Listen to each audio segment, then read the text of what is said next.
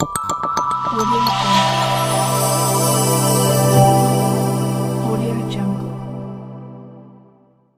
ವಿಶೇಷ ಚೇತನರ ವಾರ್ತೆಗೆ ಸ್ವಾಗತ ಸ್ನೇಹಿತರೆ. ಇದೀಗ ಒಂದು ಗುಡ್ ನ್ಯೂಸ್ ಇದೆ, ಅದನ್ನು ನಿಮಗೆ ತಿಳಿಸ್ತಾ ಹೋಗ್ತೀನಿ. ಅದು ನಮ್ಮ ಹಿರಿಯ ನಾಗರಿಕರು, ವಿಧವಾ ಮನೆಗಳು ಮತ್ತು ವಿಶೇಷ ಚೇತನರಿಗೆ ಸಂಬಂಧಪಟ್ಟ ಗುಡ್ ನ್ಯೂಸ್ ಆಗಿದೆ. ಕೆಲವೇ ಕ್ಷಣಗಳ ಹಿಂದೆ ಈ ಗುಡ್ ನ್ಯೂಸ್ ನನಗೆ ಸಿಕ್ಕಿದೆ ಸ್ನೇಹಿತರೆ. ನಮ್ಮ ಚಾನಲ್ ಹೊಸದಾಗಿ ನೋಡ್ತಾ ಇರೋರು ದಯವಿಟ್ಟು ಚಾನಲನ್ನು ಸಬ್ಸ್ಕ್ರೈಬ್ ಆಗಿಲ್ಲ ಅಂದರೆ ಈಗಲೇ ಸಬ್ಸ್ಕ್ರೈಬ್ ಬಟನನ್ನು ಪ್ರೆಸ್ ಮಾಡಿ ಮತ್ತು ಕಾಮೆಂಟ್ ಬಾಕ್ಸಲ್ಲಿ ಹೈ ಬಟನ್ ಅಂತ ಹೇಳ್ಬಿಟ್ಟು ಕೊಟ್ಟಿದ್ದಾರೆ. ದಯವಿಟ್ಟು ಹೈ ಬಟನನ್ನು ಪ್ರೆಸ್ ಮಾಡಿದರೆ ನಮಗೆ ನೀವೊಂದು ಸಹಕಾರವನ್ನು ಕೊಟ್ಟಂಗೆ ಆಗ್ತದೆ ಸ್ನೇಹಿತರೆ. ಲೈಕ್ ಮಾಡೋದನ್ನು ಮರಿಬೇಡಿ. ಇತರರಿಗೂ ಕೂಡ ಈ ವಿಡಿಯೋವನ್ನು ಈಗಲೇ ಶೇರ್ ಮಾಡಿ.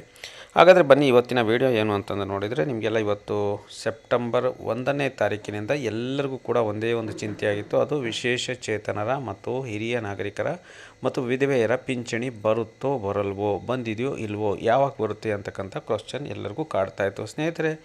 ಈ ಕುರಿತು ಇದೀಗ ತಾನೇ ಒಂದು ಸುದ್ದಿ ಬಂದಿದೆ. ಆ ಸುದ್ದಿ ಏನಪ್ಪ ಅಂತಂದರೆ, ನಮ್ಮ ವಿಶೇಷ ಚೇತನರಿಗೆ ಆಗಸ್ಟ್ ತಿಂಗಳ 1400 ರೂಪಾಯಿ ಪಿಂಚಣಿ ಇದೀಗ ತಾನೇ ಜಮೆಯಾಗಿದೆ ಸ್ನೇಹಿತರೆ. ಈಗ 6 ಗಂಟೆಯಿಂದ ಎಲ್ಲ ನಮ್ಮ ವಿಶೇಷ ಚೇತನರಿಗೆ, ವಿಶೇಷವಾಗಿ ಚಿತ್ರದುರ್ಗ, ದಾವಣಗೆರೆ, ತುಮಕೂರು, ಚಿಕ್ಕಬಳ್ಳಾಪುರ, ಚಿಕ್ಕಮಗಳೂರು, ತುಮಕೂರು, ಬೆಂಗಳೂರು ನಗರ, ಕೊಡಗು, ಮೈಸೂರು, ಮಂಡ್ಯ, ಮಂಗಳೂರು, ಉಡುಪಿ ಈ ಭಾಗದ ವಿಶೇಷ ಚೇತನರಿಗೆ ಕೆಲವೇ ಕ್ಷಣಗಳ ಹಿಂದೆ ಪಿಂಚಣಿ ಜಮೆಯಾಗಿರುವ ಬಗ್ಗೆ ಮೆಸೇಜ್ಗಳು ಬರ್ತಾ ಇದ್ದಾವೆ ಮತ್ತು ಮಾಹಿತಿಯನ್ನು ನಮ್ಮ ಚಾನಲ್ನೊಂದಿಗೆ ಸಾರ್ವಜನಿಕರು ಹಂಚ್ಕೊತಾ ಇದ್ದಾರೆ ಸ್ನೇಹಿತರೆ.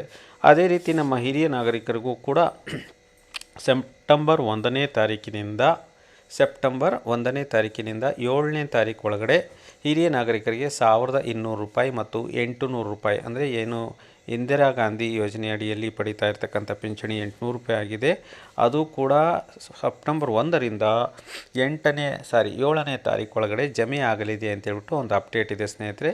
ಇದೀಗ ತಾವು ಸ್ಕ್ರೀನ್ ಮೇಲೆ ನೋಡ್ತಾ ಇರ್ಬೋದು, ನಮ್ಮ ವಿಶೇಷ ಚೇತನರಿಗೆ ಅಂದರೆ 75% ಮೇಲಿರ್ತಕ್ಕಂಥ ಅಂಗವಿಕಲತೆ ಅಂಥವರಿಗೆ 1400 ರೂಪಾಯಿ ಜಮೆಯಾಗಿದೆ ಮತ್ತು 75ಕ್ಕಿಂತ ಕಡಿಮೆ ಪ್ರಮಾಣದ ಅಂಗವೈಕಲ್ಯತೆ ಹೊಂದಿರೋರಿಗೆ 800 ರೂಪಾಯಿ ಜಮೆಯಾಗಿರೋ ಬಗ್ಗೆ ಮೆಸೇಜ್ಗಳನ್ನು ತಾವು ನೋಡ್ತಾ ಇದ್ದೀರಾ ಸ್ನೇಹಿತರೆ. ತಾವು ಕೂಡ ಕೂಡಲೇ ತಮ್ಮ ಮೊಬೈಲ್ನಲ್ಲಿ ಮೆಸೇಜ್ ಬಂದಿದೆಯೋ ಇಲ್ಲೋ ಅಂತ ಚೆಕ್ ಮಾಡಿಕೊಂಡು, ಬಂದಿದೆ ಅಂತೇಳ್ಬಿಟ್ಟು ನಮಗೆ ಕಾಮೆಂಟ್ ಮಾಡಿ ಮತ್ತು ಎಷ್ಟು ಬಂದಿದೆ ಅಂತೇಳ್ಬಿಟ್ಟು ಕೂಡ ನೀವು ಕಾಮೆಂಟ್ ಮಾಡ್ಬೋದು. ಇನ್ನೊಂದು ಮಾಹಿತಿ, ನಮ್ಮ ಹಿರಿಯ ನಾಗರಿಕರಿಗೆ ಸಾಕಷ್ಟು ಜನಕ್ಕೆ ಆಗಸ್ಟ್ ತಿಂಗಳ ಪಿಂಚಣಿ ಬಂದಿಲ್ಲ ಅಂತೇಳ್ಬಿಟ್ಟು ಕಾಮೆಂಟನ್ನು ಮಾಡ್ತಾ ಇದ್ದಾರೆ. ಈ ಕುರಿತು ನಾವು ನಿರ್ದೇಶನಾಲಯಕ್ಕೆ ಫೋನ್ ಮಾಡಿದಾಗ ಅವರು ಒಂದು ವಿಶೇಷವಾಗಿರ್ತಕ್ಕಂಥ ಮಾಹಿತಿಯನ್ನು ನಮಗೆ ತಿಳಿಸ್ಕೊಟ್ರು.